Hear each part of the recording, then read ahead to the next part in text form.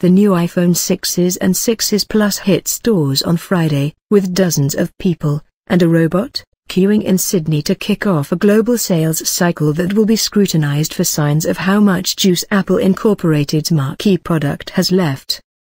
Analysts expect a record 12 million to 13 million phones to fly off the shelves in the first weekend, up from more than 10 million last year when a hugely successful iPhone 6's launch was delayed in China, the world's biggest smartphone market.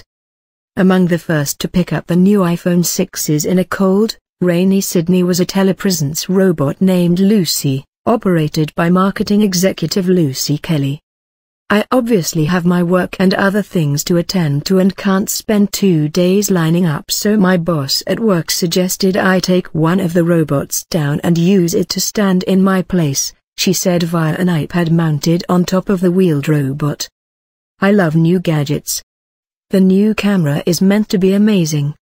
Fans round the world have camped out for days prior to the release, and Apple has said pre-orders suggested sales were on pace to beat last year's first weekend performance.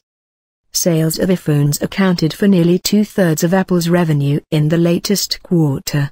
First released in 2007, it is Apple's best-selling device to date.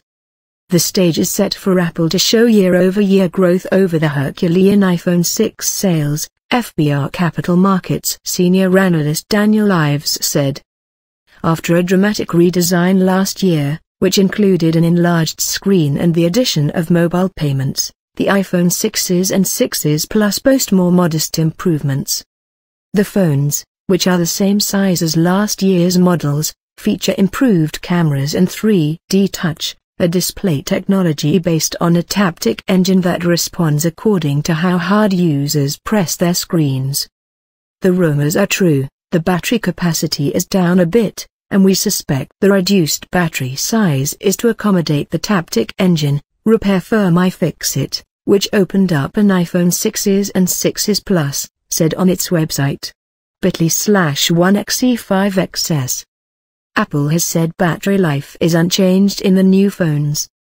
The new iPhones use chips made by Qualcomm Incorporated, Avigo Technologies Limited, Qorvo Incorporated's Triquint Semiconductor and RF Micro Devices, Toshiba Corp., Texas Instruments Incorporated and Skyworks Solutions Incorporated, among others.